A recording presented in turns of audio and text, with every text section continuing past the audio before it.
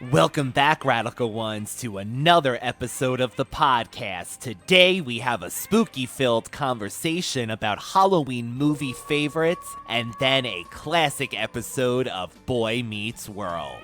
It's time to get radical. Hello there. It's showtime. What is this, trick-or-treat? Did I do that? Good morning, Charlie. Sailor Moon, the champion of justice. Daddy would have gotten us Uzis. The power is yours. Get down, honey, get down. And look, I won't go far, okay? If the apocalypse comes, beat me. My name is Grace Jones. Thunder, thunder, thunder, thundercast. Power of 3 will set us free. Power of 3 will set us free. Power of 3 will set us free. But I ain't one of the concepts, so if anyone asks you, you ain't heard it from me. No, you have? No more room in hell. The dead will walk here.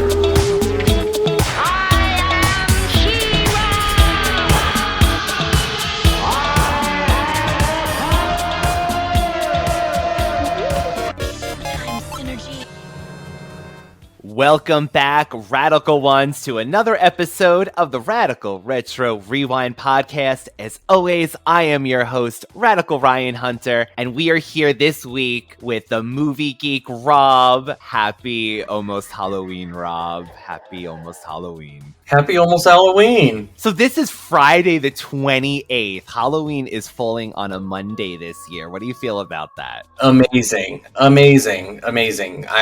don't have to go out on Halloween on the weekend. I can watch movies on Monday in peace.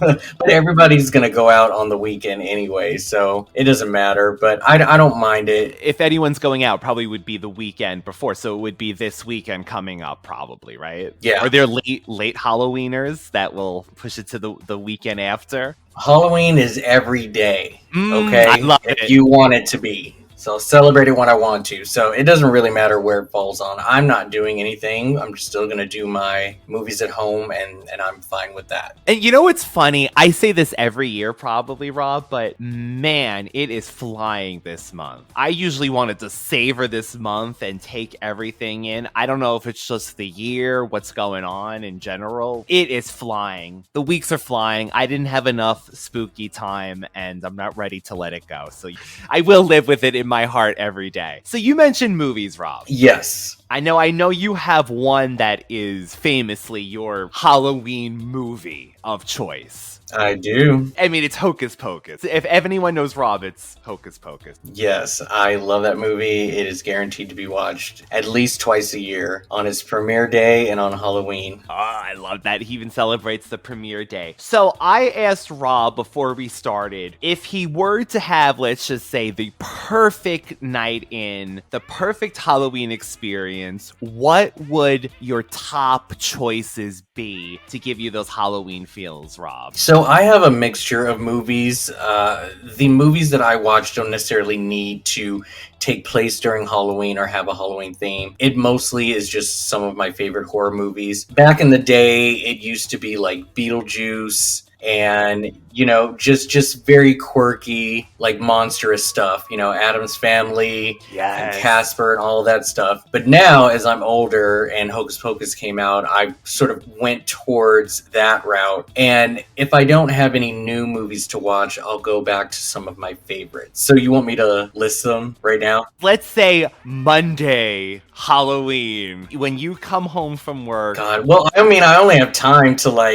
watch 2 movies after work, given that it's a Monday. Halloween weekend then. So this weekend, if you had the perfect few nights of Halloween entertainment, they would be... Okay, well, I have a long list. So do you want top 4, top 5, or all of them? Or let's see what the top 5 brings us and see where we get there. Okay, so guaranteed every year, Trick or Treat by Michael Dougherty, Cabin in the Woods by Drew Goddard and Joss Whedon, and Nightmare Before Christmas by Mr. Selleck and a little bit of Tim Burton in there. And then it's really just a toss-up on whatever else is left and if I have time, which could be anywhere from Elvira, Mistress of the Dark, Ernest Scared Stupid, or my 2 favorite vampire movies ever, which is Fright Night or The Lost Boys.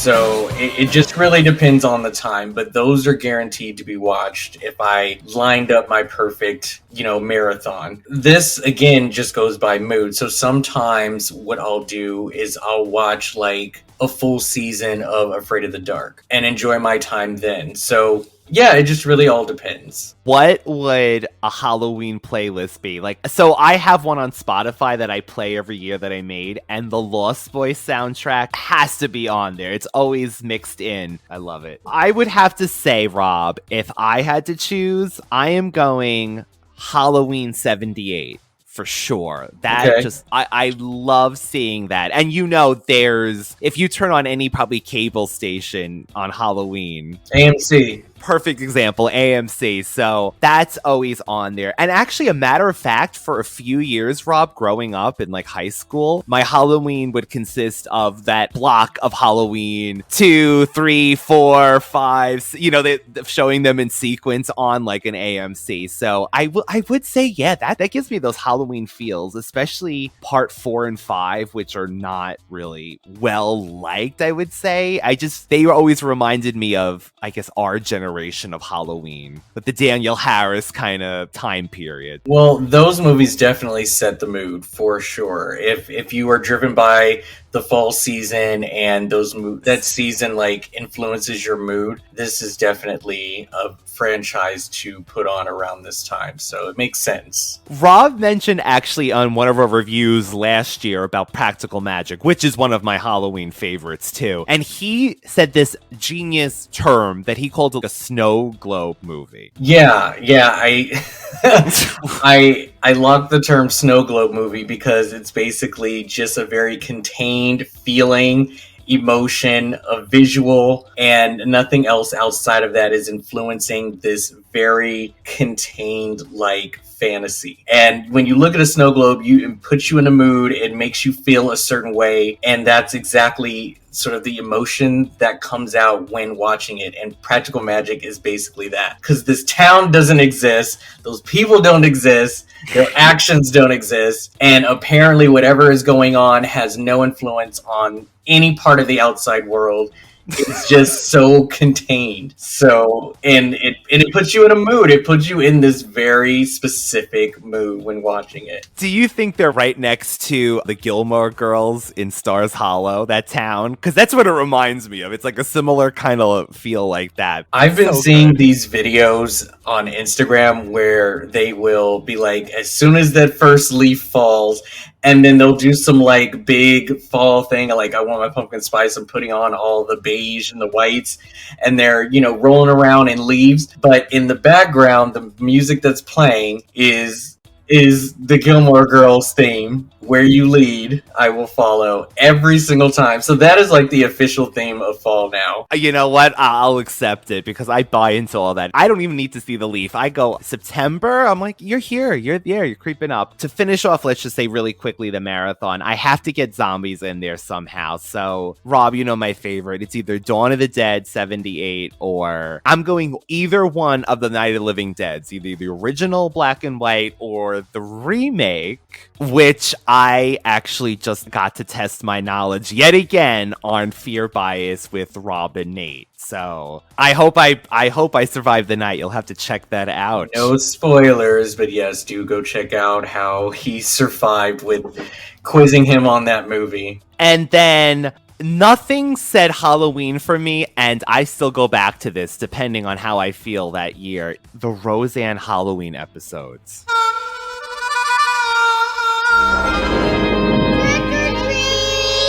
Welcome to the Tunnel of Terror. Ha ha ha! Please join us. Good evening.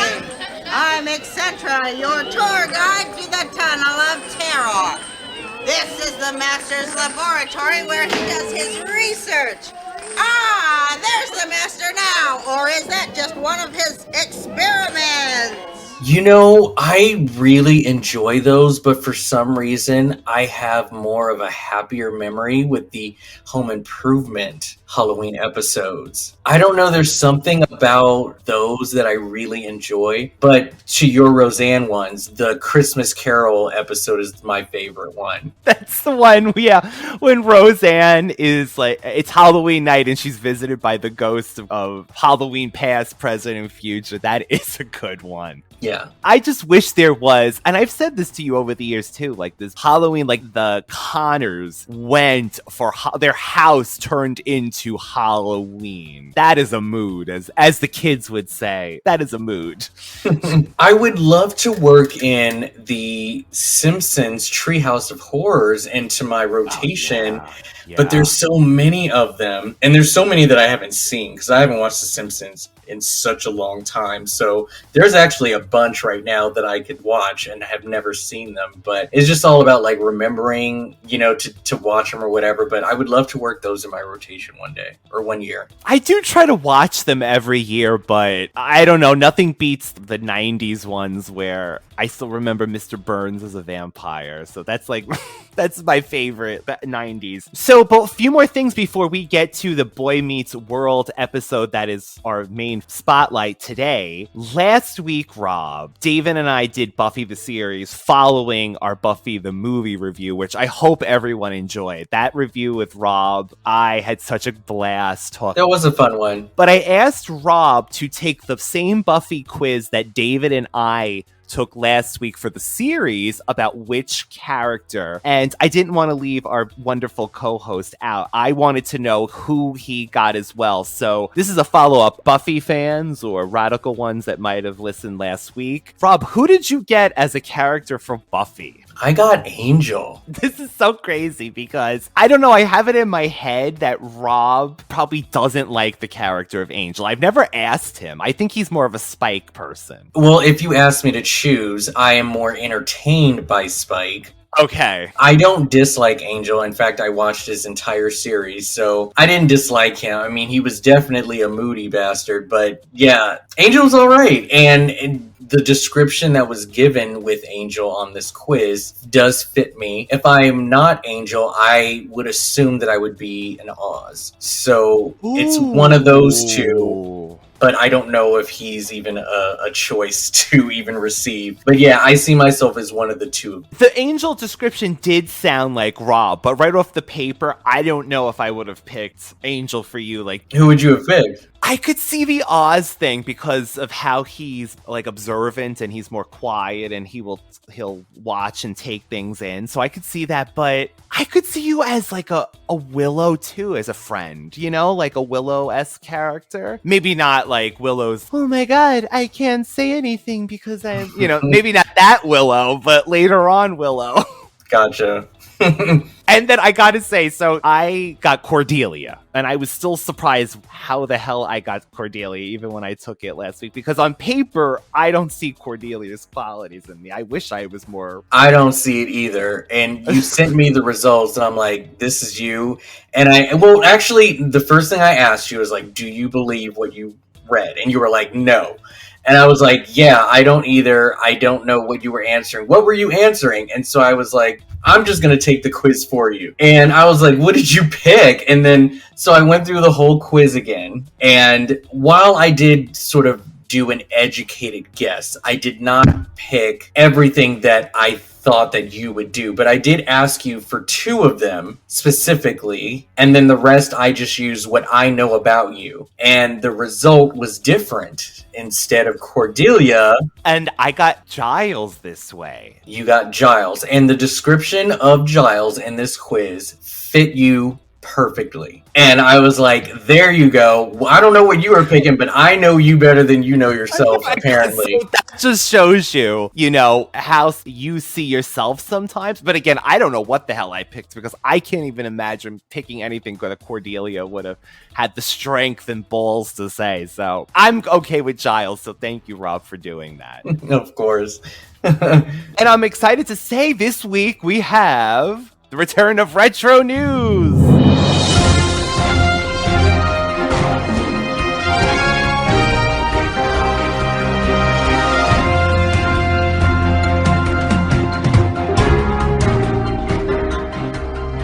Rob and I were looking at this article online that there is a Fear, the movie Fear, the Mark Wahlberg and Reese Witherspoon movie is getting remade as a Peacock TV series, Rob. From 1996, yes. Oh, Alyssa Milano, by the way, was also in. Yes, she was. For the Charmies out there, Charmed fans. And Casper's mother, she will always be Casper's mother to me. Amy Brenneman.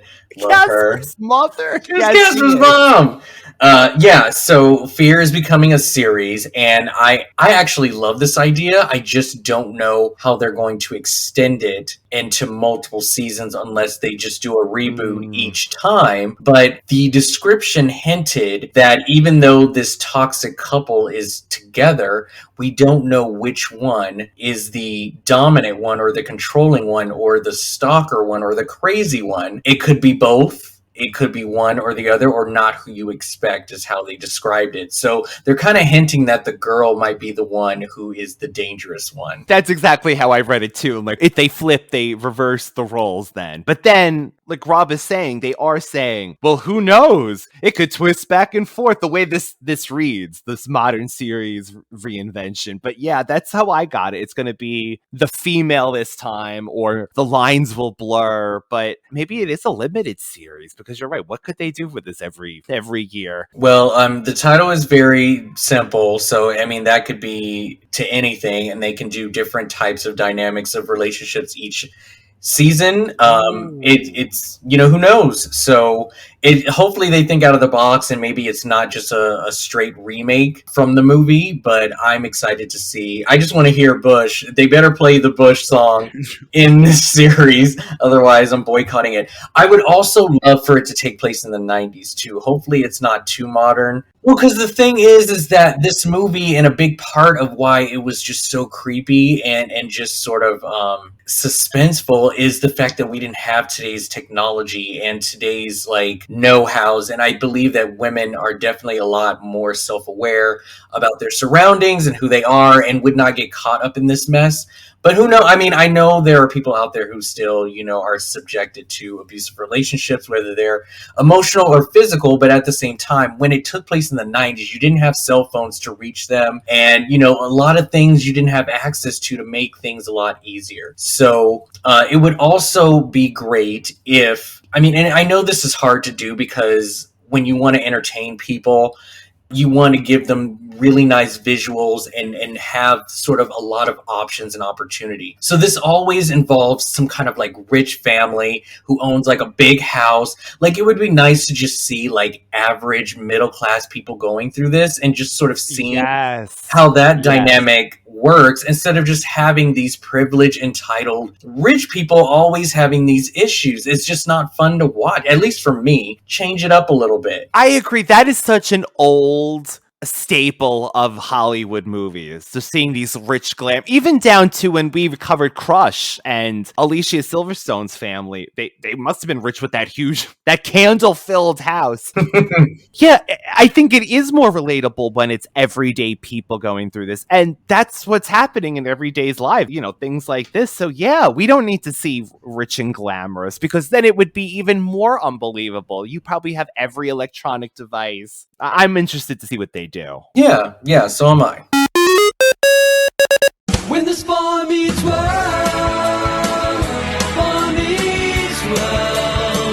wandering down this road that we call life, is what we're doing.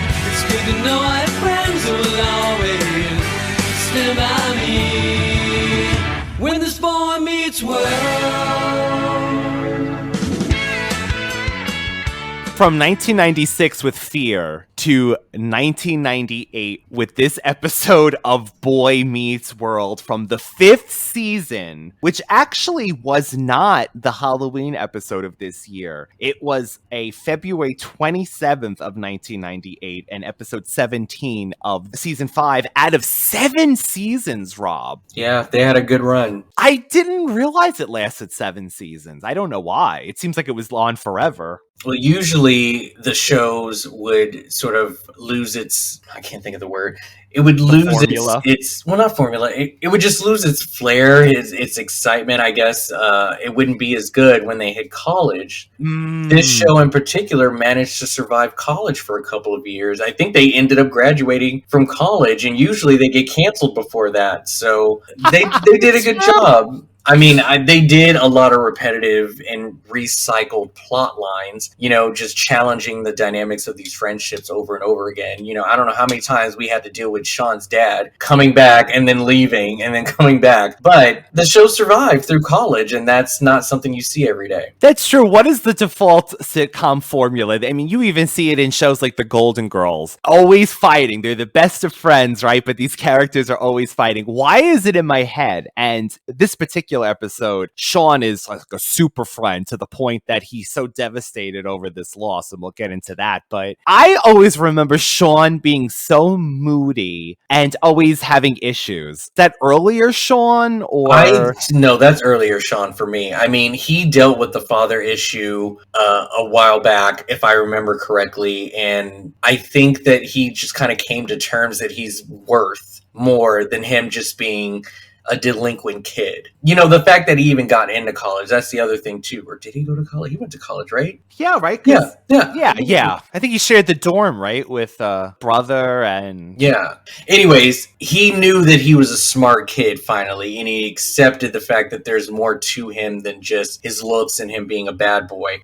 Also being raised, pseudo-raised by, motorcycle teacher. Like, all of that influence definitely helped him come out of that moody, side. So whatever happened to that teacher? He ended up, I can't remember. He appeared on Girl Meets World, and I think that he ended up opening like some kind of like business or something that made him super rich. It's been a long time since I watched it, but oh no, you know what it was? He was superintendent. Oh, that's how they... I think he ended up being superintendent because he came to the school and he had to deal with some stuff, and I think people were trying to convince them that the school needed A, B, and C. If I remember correctly, he was superintendent, but I could be wrong.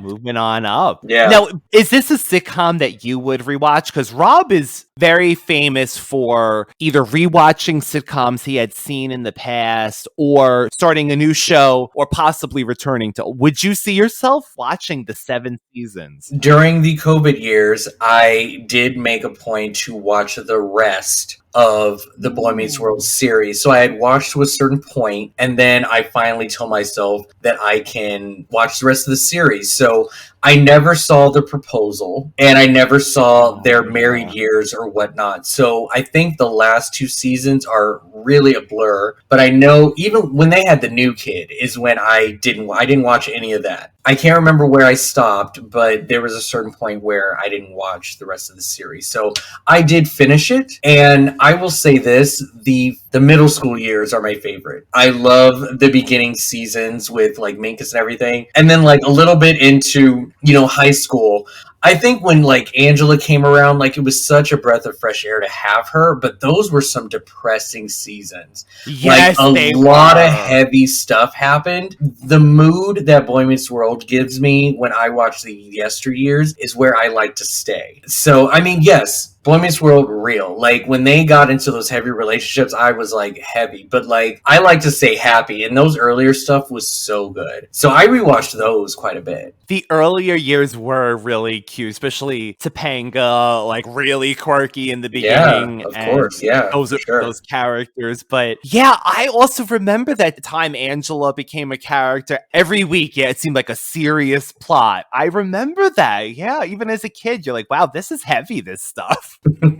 This is real world. This is the real life. Yeah. Hey, what are you doing in my seat?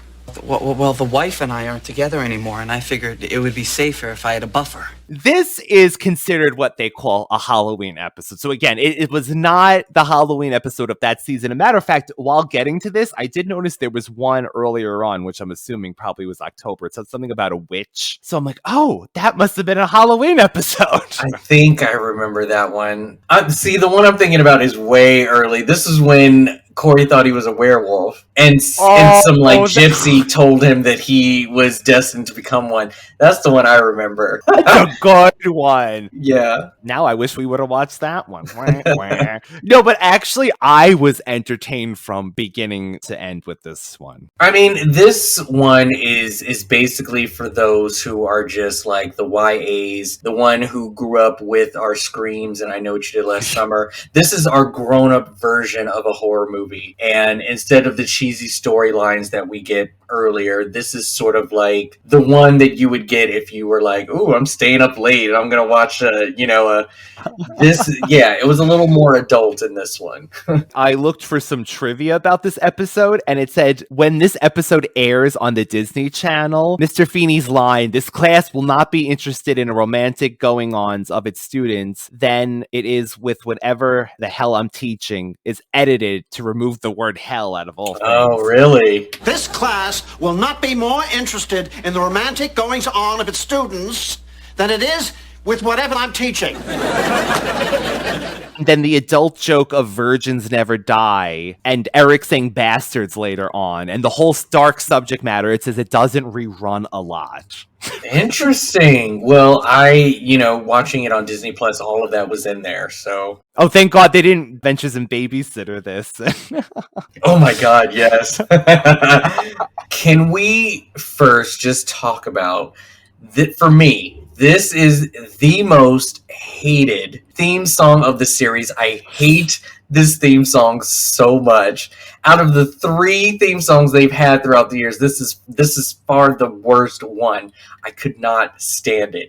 That was one of my notes to ask you about the theme song. I can't believe that the theme song evolved to this. They're supposed to get better with each one. I mean, the first one is just better. The first one was always the best. Just that musical jingle. Loved all of it.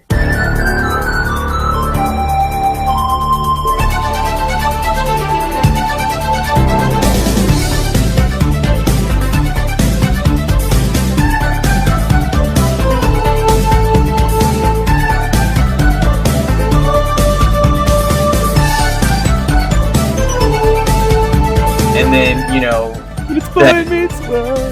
oh God, I cannot stand that theme song. Did you like the theme song? I actually had a visible going, oh, it's this one. The one in the middle where it was like, doo-doo-doo, doo-doo, and they're in that car or whatever. Like, that was a cute one, but, then it turned to this one, and I was like, ugh. Why do they do that with shows? They either shorten them. I know you want to maybe get more to it, it's more adult, but when you have a show theme that's so beloved. Well, with this one specifically, it felt like these theme songs were growing up as the kids were. Like, you couldn't play that jingle in when they're in high school or like college.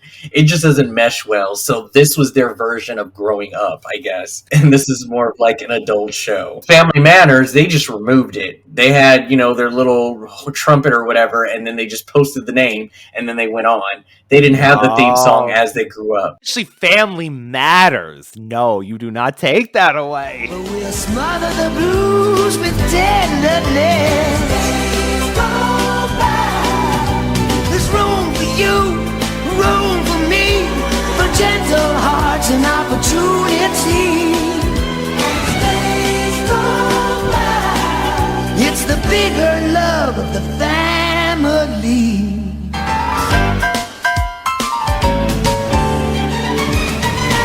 Yeah. We jump right into, and I had to look this up, what storyline this happened. I remember something like this, that Corey and Topanga broke up, but I didn't remember why. So, Rob, I went back 2 episodes, and evidently Corey lied. They were going on a skiing trip. Corey lied. I remember this, like, as I was reading it. And this girl kisses him. He doesn't tell Topanga. The girl writes him a note. It falls out of his pocket. Topanga picks up the letter, doesn't read it. Evidently, the episode after, Angela opens the letter, reads it to Topanga for her, and she breaks up with Corey. And this leads to this episode where they're broken up, and Shawn is very devastated over this. But I gotta say, I laugh so much with him in these scenes. early on. Just this emotion when this character, and what the hell was his name? Was it Kenny? Kenny. Yeah, it was Kenny specifically for a reason. All I wanted was a pencil. Oh, shut up, Kenny. You're lucky to even be here. Oh, how 90s was that? All those references. Well, yeah, whenever you're ready, I would love to go down these references because I wrote down all the ones that I spotted. This is the perfect timing. So, Kenny, this was a running theme with this whole episode, right? It kind of was, only because there were a lot of shows and movies that were very popular, and what you do is you usually mimic what everybody else is watching on TV to feel current and relevant, right? Sister Sister did this a lot when Tamara would always imitate Jim Carrey with everything. And I mean, it was Ace Ventura this, and it was The Mask that, and she just kept doing it. And it was around the time that movie came out. So with this one, Eric specifically was just on this South Park high because he said 2 phrases from South Park, and that's when he, when the door opens and we see him for the first time, he goes, "Heidi ho," which is from Mr. Hanky. Heidi ho!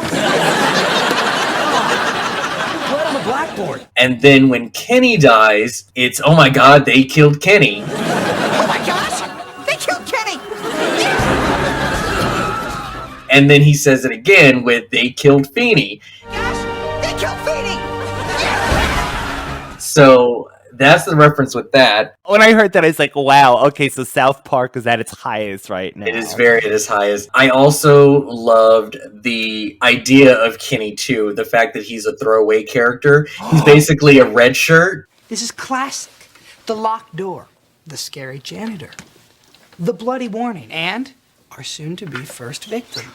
Me. Why me? Well, Kenny, it's certainly not going to be any of us. What are you doing? What is this guy doing? We're not gonna die. I know, I love it. He's like, it's like, well, it's clearly not going to be us. I mean, I love when Corey says this. He's so meta, and it just makes me laugh so much when they're so obvious about what they're doing. But Kenny is basically the red shirt, and so they just all expect him to die, which I think is very interesting with the whole Star Trek thing, is anybody with the red shirt is going to die, because they're just, minions and like, just helpers, and they don't really have anything important. Yeah, you're never going to see these actors next week. So I did love that, and did you notice Kenny? He had a very distinctive, familiar face.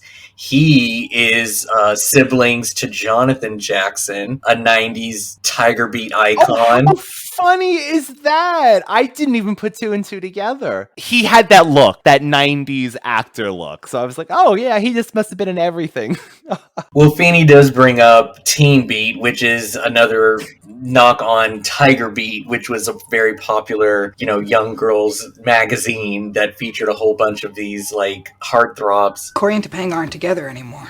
Yes, I know. I, too, read Teen Beat, Mr. Hunter. Yeah, I really enjoyed that sort of, like, knowledge. But then Feeney also references Young and the Restless with the whole teen drama. Young and the Restless definitely is a very iconic soap opera dating back to, the 70s, maybe even further? Yeah. We'll return to The Young and the Restless right after this word from Feeney.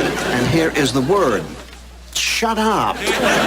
I don't know if this was a direct reference, but for me, it was a reference. And I believe that Shawn called the janitor Giggles. So for me, that was a Dr. Giggles thing, but I don't think Dr. Giggles is popular enough for people to get. But why call him Giggles? I don't know. Hey! Giggles! We're locked in! But that's what I got. But then we also have appearance of Jennifer Love Hewitt, who brought in the Scream reference that I know she did last summer reference, and also Party of 5. Hello? Do you like scary movies? What's your favorite? Ooh, okay. Well, I like that one with the hottie hot hot from Party of 5. Nev Campbell? Duh. Did you notice the janitor speak of him? His name tag said Freddy. That was my last thing. Yes, Freddy, for sure, with IE. Which also, the way he was very pale and made up, straight from Afraid of the Dark. Straight from it. Like, the tale of the twisted janitor. He comes in and he does this perfectly with the actor. He don't say anything. He just points. And I'm like, okay, yeah, you're sold as a creepy janitor. I believe you. Did you happen to catch any other references that I missed from from that. Did right. Do you think the running, not only is it like a ha-ha funny writing, we're staying together, but I got very Scooby-Doo when the characters were running. Definitely. Scooby-Doo for sure. Yes. Real like, Scream, like you said, there's that very Scream-looking outfit. Even though the mask at the end was a skeleton face, totally was a Scream. Mm-hmm. And not for anything. Shawn's outfit. You want to talk about a 90s boys outfit? Black t-shirt, chain, flannel / plaid overshirt. Like, okay. Plus, he has the Shawn Hunter hair, which we've talked about on this Yes, show. Shawn Hunter has Shawn Hunter hair, yes. Rob, I forgot to tell you early on when they're in that shot of the kids going to detention, because this whole episode is about being stuck in detention because of this outburst that Shawn did earlier about Corey and Topanga. I saw the mic above for a second. You did? A split second, and it went off really quickly. Oh, I did not see that. One thing that I caught was before they opened the door to reveal the janitor, I guess for the second time, like the blinds was closed and they heard that screeching. Oh, yeah. Yeah. They had turned around to view the door. You can see a reflection, right? You can see the other hunter. What's his name? Matthew Lawrence, but I forget his name. It's Jack. Jack is seen smiling, like clear as day, like he's breaking character, and then all of a sudden his face goes back to worry. But they're all supposed to be like afraid of what's behind the door, and you can see Jack laughing. Not laughing, but just smiling. So clearly something happened, and he's just like, coming back from like a laugh or whatever. But that's the only other like mistake that I saw. That I did catch a quick reflection. I didn't realize it was him. That's a good catch. This was really funny too. They have this whole scene. We did talk about the censorship on Disney Channel, but they have this talk about virgins. So at this point, Mr. Feeney is killed, they believe. They're going through like, who's a virgin, and Corey's just like, thank you, Topanga. Thank you for sparing me. It made me laugh so hard because he was going to live. And then they realize Mr. Feeney died. So that means he wasn't a virgin. Feeney's dead. Feeney's dead. Mr. Feeney is dead. Feeney can't die. How can Feeney die? He was the first suspect. It's my fault. The second I suspected him, I signed his death warrant. Well, is any one of us safe? Yeah, virgins. Virgins never die. All right. Thanks for saving me. I'm dead. I'm dead. Well, I'll get as sick as you can get without actually dying. Feeney, he's dead. Hey, I'll go Feeney. I'll go Feeney. Go Feeney. Okay. Listen, as happy as I am for Feeney, I am scared to death here. The fact that they didn't even think that this man had sex was just like, oh my God, that is so funny. I did not realize this, but the actress who plays Angela, Trina McGee Davis, she was pregnant during this episode. Oh, really? No, I did not know that. They said they tried to hide her, but I was like, no, she looked normal to me. Didn't even realize it. But her standout moment that sent me flying was that Jennifer Love Hewitt scream moment. That was so good. Best line in the whole show, I thought.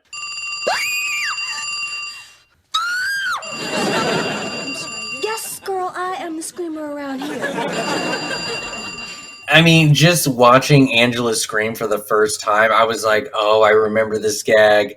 Like, she is the one that just keeps screaming throughout the whole thing. Yeah, I just love when she did that. I write down the line, I thought I did. Jennifer Love Hewitt has been revealed as this new student called Jennifer Love It's Pfefferman. Pfefferman. Pfeffy Pfefferman, yeah. No, I don't trust this Jennifer Love Pfefferman any more than I could throw her. I know. We don't know anything about her, do we? When did this school get a library? Every day's a new adventure, isn't it? She also had the Julie James hair, too. Like she stepped right out of the movie. Yeah. And he's watching us and waiting. What are you waiting for, huh? What are you waiting for? Oh my God, you want to also know 90s, that blended outfit that people wore from head to toe. Like it would either be like the hat and the shirt or the shirt and the pants, but it would always blend from top to bottom. yeah, the colors would, it blended. I swear that's a Prue outfit. Charmed. But yeah, no, Jennifer Love Hewitt did a scream, and she did it perfectly. Like, she's just like on call, bam, just scream, and she did it, and everything just looked like she just came out of I Know You Last Summer. And Angela gets pissed. She was like, I'm the screamer around here, Miss Thang. Like, do not try and that's my part. Get it right. It was the look, too. When she screams, Angela looks her up and down and just like, no. Yeah, no, it's so good, so good. With the appearance of Jennifer Love Hewitt, she meets Eric, and immediately they start making out, and I'm like, oh, they must have been dating at this point, because why is this written in the thing? So, 1997, found out Friedel dated Jennifer Love Hewitt, co-starred with her in this romantic teen comedy called Trojan War, and Hewitt made a guest appearance, on Boy Meets World and whatnot. So they were dating at the time, which is why they were seen just like making out. See, that makes so much more sense because, okay, so Jennifer Love Hewitt comes into scene and literally Eric goes right to kissing her neck. If this hadn't turned out to be like a whole dream and everything at the end of this, I was like, damn, oh God. It was just so funny. He just hit a low to her. Okay, so that makes sense. And I used to think Eric was so adorable back Oh, of course. Yeah, definitely. I mean, he definitely had the Sean Hunter hair for sure, but he was a funny guy, and I would think people still put funny people on a pedestal regardless of looks or whatever, but like, yeah, he definitely was a fun one. Him and Cody from Step by Step. They were like these lovable idiots. Yeah. Before we go any further, did you love these titles? The end of The Last of the Obvious Suspects. Just like in the cult classic, The Last of the Obvious Suspects. Like in The Killer Is One of Us. Dun dun dun. Enough already. Sean is rattling off the titles of some of these movies that he had seen, and this is why he's a horror fan. Blood in the Showers, The Last of the Cold Suspects, The Killer Is One of Us. Killer, not the killer. So good. So good. No, I like these. These are fun. And it's good because they're just, thinking on their feet by just creating like new material and dialogue instead of just referencing actual horror movies. Just make it cheesy. Who cares? So when that character Kenny is killed, he had asked Topanga for a pencil, so the pencil goes through his head. And as Corey touches him, he falls down and leaves a pencil mark. We'll always remember he was that tall. Again, I cannot get over how funny these were to me. He says, we will always remember he was this height. So funny. So good. And then literally preceding that, they all decide to scream and run. Yeah, we should split up. Right away, wrong. And of course, Corey is flailing his hands like a woman would in a horror movie.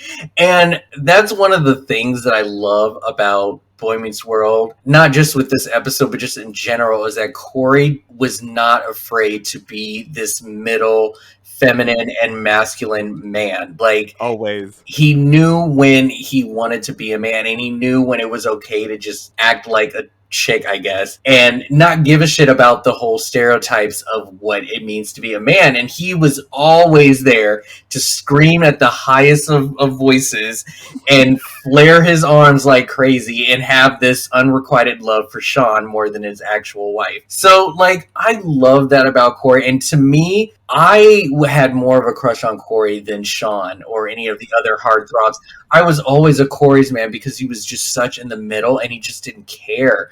And he still came off like, it didn't seem like he was mocking like feminine people or gay people. He was literally just being a guy. And I just love that. I just found it endearing, I guess you could say. But he wasn't a bro or a man's man, and I just like that about him a lot. You summed up his character really nicely, Rob. I would say him, he's on that level, maybe a Balky from Perfect Strange. These characters that aren't afraid to just be like, oh my God. Yeah, he would even make fun of himself, I think. Especially because his father was definitely a man's man. I mean, he wasn't like a toxic or anything, but he was definitely like a man's man. So it's just funny that Corey was able to express himself that way and not be like ridiculed or whatever. Because I've seen the dad in other projects, and he is usually playing a horrible white privileged asshole. Is he? Oh my God. Well, American History X is a big example of that, where he played Edward Norton's dad, but he always shows up in these other parts, TV or film, where he is just the most racist, most manly of men. He just showed up in Animal Kingdom, which is nothing but toxic masculinity profiles of this family of cousins who like rob people for a living, and he showed up as like a surfer or whatever, and he's just like a dude. And so it's just funny that Corey was allowed to kind of like express himself that way under his wing. What did you think of this climax? Because let me tell you, again, a broken record, Rob, I laughed hysterically over these falling books. Pfeffy! I'll save you! It's too late. I think I know who the killer is. Oh, save your breath, Pfeffy. There'll be plenty of time for that later. Eric, I'm dying. Oh, right. Okay, then maybe you should tell me now. I caught a glimpse of the killer just before the books hit me. The killer's... I killed Jennifer Love Hewitt and Eric. No, so I enjoyed a lot of the chase scenes and the running around, the mysteriousness of like who the killer is. I mean, it says it in the title. One by one, they all go until there's one left, and it's usually one of them that's doing it. So I liked all of the antics of that. I think they all had a lot of fun, just all being in the same scene. It was contained, and the creepy janitor and all that. And she was like, Angela, if you don't want to scream, don't look. She was like, ah. She just did that one little yell just for purposes. But the pseudo horror thing of it all, I really enjoyed that. And here's the thing, like, I'm watching it and I just remember that I was probably so excited to just watch something like this on a Halloween weekend and just being at home and just getting these themed like episodes, because I was too young to watch the big stuff. These definitely served a purpose for that little kid who enjoys horror, and I just think they had a really nice balance. So I loved all of that, all that creepiness, and then we're faced with the killer and whatnot. So you're right, Rob. Those sitcoms, and I miss that. I mean, there's still sitcoms that do. Would you say a majority of them do Halloween still? But it feels like it's either ends up part of the episode, not the main focus. The middle did Halloween episodes, I know, every season for a while when they were on. So that was like a big show that still kept up this Halloween. I'm sure the Goldbergs does it, right? They usually do. I think last year they didn't, but yeah, they had Freddy Krueger on, and they usually do like a Halloween episode. But man, I miss it. I do too. But I mean, we don't really have those traditional sitcoms anymore. We would have to go to Nickelodeon or the Disney Channel to possibly get those themed episodes. I don't know. Sometimes they're usually not as scary. What I miss is whether it is a Halloween episode or not, they would always have one episode, at least throughout the run of their series, where it's a murder mystery, right? Whether it's told in a story or in a dream, they always have some kind of like whodunit episode. Family Manners did it. Step by Step did it. I love the Step by Step one. Golden Girls did a murder mystery. Yes, they did. And so I like when they do those types. And it was just like a rite of passage with the 90s sitcoms that I wish that didn't go away. Rob's currently watching The Nanny. I haven't seen a Halloween episode yet, but I'm in 3rd season right now. I'm still waiting. Actually, they haven't really done any holiday episodes. Holidays. I think later on, because as a matter of fact, I don't want to spoil it because it's a later on season, but I had a rerun on the other day, and it was not a Halloween episode, by the way, but all of a sudden, it turns out that it was Halloween, and they have a moment, and I'm like, oh my god. It's so random, but I'm like, okay, I'm glad I caught that Halloween moment in this episode, so. I'll get it. Trick or treat! Oh, I'm so scared. Oh, 1 minute, boys. Ma, there's no more candy in the bowl. It's only 5 o'clock. What'd you do, give it all out already? Yeah. Here you go. Thank you. Happy Halloween! Hey, that lady took my candy. Halloween. was always Sylvia's favorite holiday. She'd start collecting at 7 o'clock in the morning. She even took extra bags to collect for the underprivileged kids. Remember? Yeah. This was a dream within a dream episode. Shawn wanted Topanga and Corey to get back together. He turned out to be the quote-unquote killer. What happened at the end? And then there's another dream, right? Well, Feeney is dreaming that everybody is smart and they love to learn and they knew every answer, and so he was just very happy. And then it turns out that his class is just, misbehaving. So then they didn't get detention, right? Because I kept saying Mr. Feeney wouldn't give them detention. No, I don't think so. I'm trying to remember when Shawn woke up. Were they still in detention or were they in class? I believe they were in class because he gets up and he makes a speech in front of so they didn't get detention. No, that was before. Okay. Then at one point I said, wait, maybe it is Mr. Feeney trying to teach these kids a lesson. So we had to get them in detention. So I'm already spacing out. He made his speech. What was the reason for him being the killer? I'm trying to remember what his lesson was. What did he learn? I forgot. Well, I don't know if it was like... I guess he feels that it's his fault, so he's out there killing people, I guess. I'm just trying to think, what him being the killer, what did that symbolize? Oh, I think he said they were together since 6th grade, so he associates that with, Hope, I guess family, or having some kind of bond with people, and it triggered him, I guess, his father issues, which is, again, smart writing for a sitcom. Yeah. And I'm sorry I disrupted the class and killed everybody, but I think I know why I did it. Pray tell. You guys have been together since before I even knew you. And if you're not, then I guess I feel like there's nothing I can depend on. And it really makes me angry that there's nothing I can do to fix that. Shawn, you're not responsible for this. What do you mean? This isn't your fault.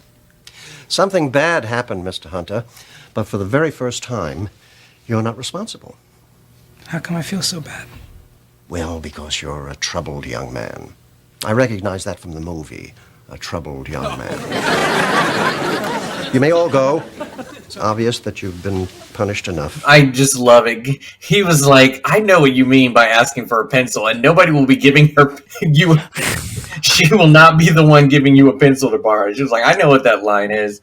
That was funny. He was very protective, for sure. See, that's the kind of friends that everyone wants and hopes for. That's when I was like, that's a great friend. That's a great friend. He's so traumatized, he's having dreams, horror dreams. Yeah, all of my breakups that I've had, everybody's like, oh, I'm sorry to hear that, and then we just move on.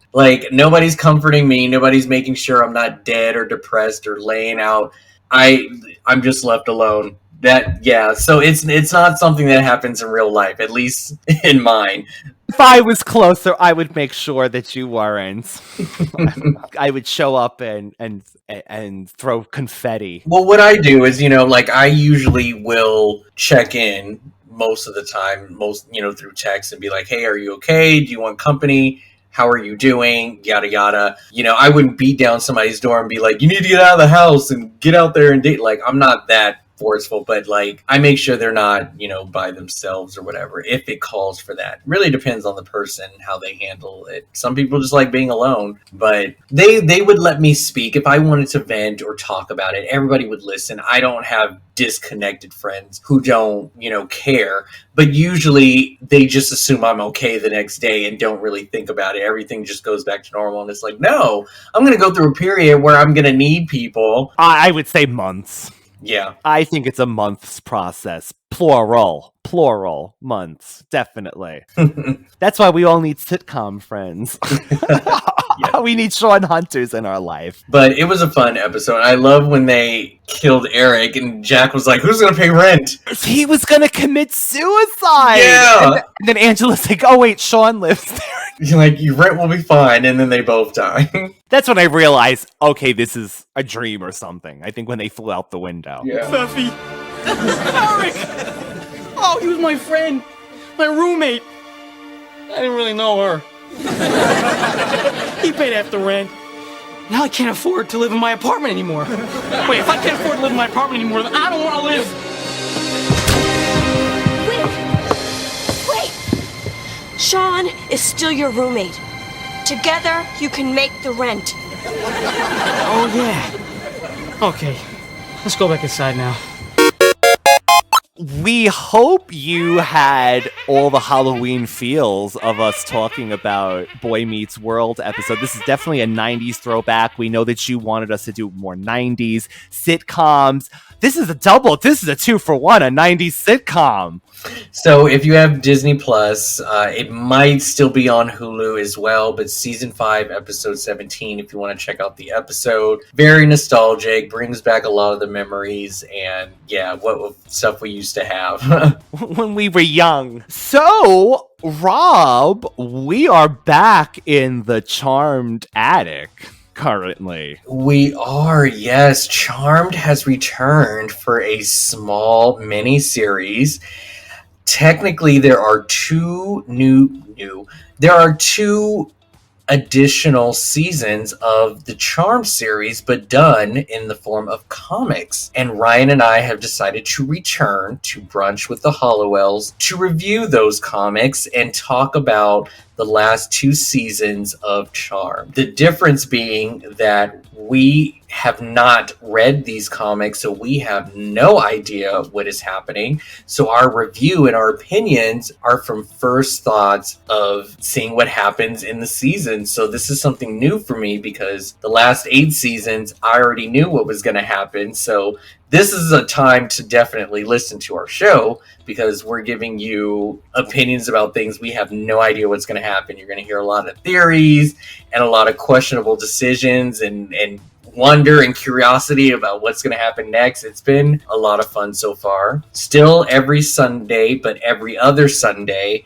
It's a bi-weekly podcast lasting all the way until May 21st, which happens to align with the series finale of the original series. So I love that. We did a bonus episode with a Charmed illustrated storybook that just came out for Charmed's 24th anniversary this month. And this is really exciting. So witches for the Halloween season. We hope you have a wonderful, wonderful Halloween. We will be back in the month of November with brand new episodes, and you could find us on the Radical Retro Rewind podcast on Instagram, Radical Retro Podcast, one word. We're always updating that. If you'd like to leave us a review, a voicemail, you can see the voicemail link and actually the description, I believe, if you're listening to this on Spotify and Anchor anyway. Thank you again, Radical Ones, and thank you, Rob, for being here. Happy Halloween. Of course. Thanks for listening. Happy Halloween, everyone.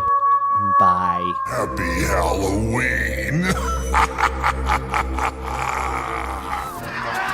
to John Adams High, where you are gonna die. That's right. Fall right. Feeny, you are so low budget. Wake up, Shawn. This could not be Mr. Feeney. No, then what? There really is some psycho killer on the loose? You'd rather believe that? Here's a knife, here's a gun. There'll be fun for everyone. Death is on the menu tonight. Mr. Feeney, I have got to hand it to you. You have really outdone yourself this time.